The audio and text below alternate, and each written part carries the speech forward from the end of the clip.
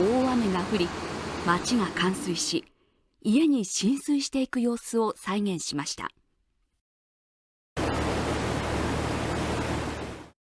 排水がうまくいかなくなると、トイレから汚水があふれ出し、お風呂場もご覧の通り。SNS にはこんな投稿も。長引く大雨、下水が逆流する恐れがあります。その対処法は。